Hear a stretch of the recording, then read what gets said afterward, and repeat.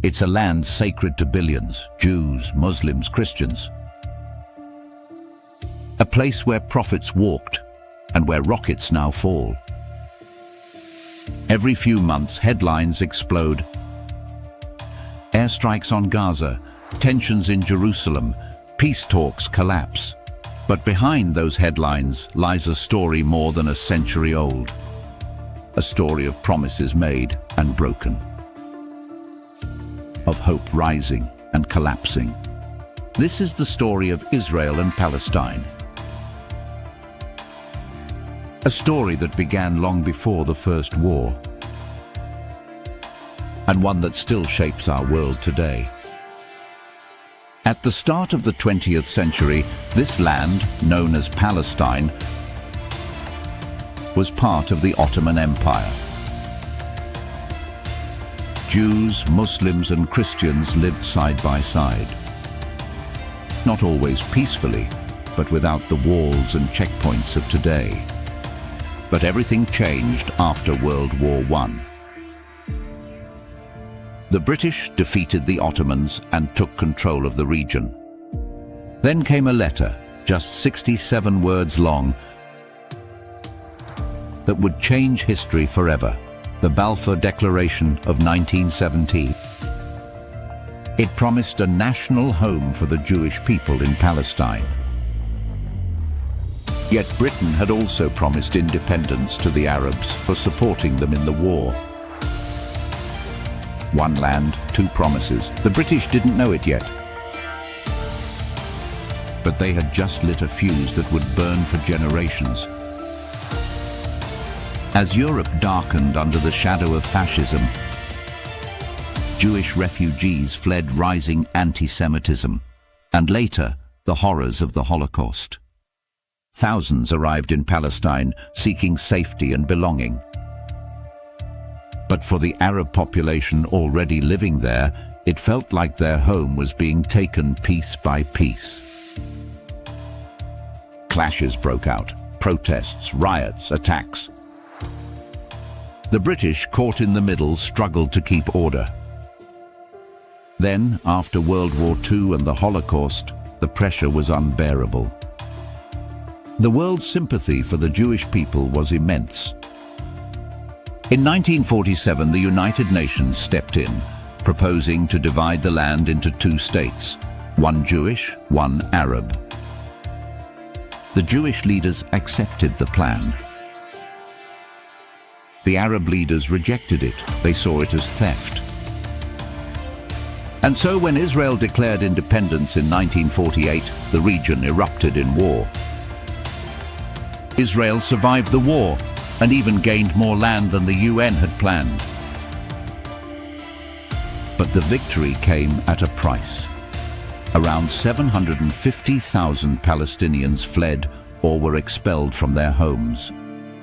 Entire villages vanished. They called it the Nakba, the catastrophe. For Israelis, it was a miracle, the rebirth of an ancient nation. For Palestinians, it was the beginning of exile and loss. 2 decades later, in 1967, another war broke out. In just 6 days, Israel captured Gaza, the West Bank, East Jerusalem, the Sinai Peninsula, and the Golan Heights. The map of the Middle East changed overnight. Israel now controlled territories with millions of Palestinians, but gave them no state, no passport, no real freedom. Checkpoints, occupation, settlements, words that would define the next half-century. For Israelis, it was security. For Palestinians, it was a cage. In 1987, the world watched a new kind of resistance. The first Intifada, the uprising. It wasn't fought by armies, but by civilians. Children threw stones at armored vehicles. Mothers faced soldiers at checkpoints. The images shocked the world. For the first time, the Palestinian struggle wasn't just a headline, it had a face. After years of violence, hope finally appeared in the 1990s. The Oslo Accords, a handshake between Yitzhak Rabin and Yasser Arafat. The world cheered. The Nobel Peace Prize was awarded, but peace didn't last. In 1995, Prime Minister Rabin was assassinated, not by an enemy, but by an Israeli extremist who opposed peace. Trust collapsed. Violence returned, deadlier than before. Suicide bombings, rocket attacks, airstrikes, round after round of revenge. In 2007, the split deepened. Hamas took control of Gaza, while the West Bank remained under the Palestinian Authority. Since then, Gaza has been under blockade, trapped, cut off, and constantly under fire. A generation has grown up without knowing a single day of peace. Every few years, the violence erupts again. New rockets, new airstrikes, new headlines. The world reacts, argues, and forgets until the next explosion. To Israelis, this is about survival, a promise that after centuries of persecution, they will never again be powerless. To Palestinians, it's about freedom, the right to live, to move, to return home. Two narratives, both born of pain.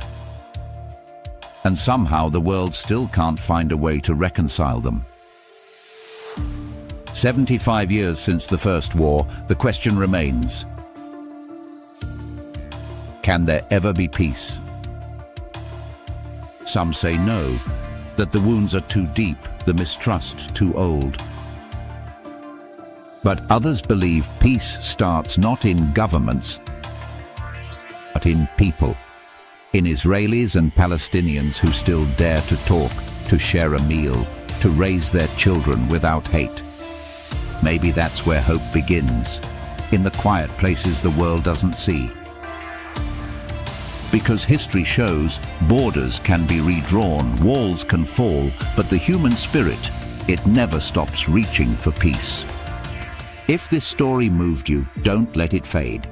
Share this video. Comment what peace means to you, and subscribe, because understanding the past is the only way we can change the future. This isn't just the story of Israel and Palestine. It's the story of us all.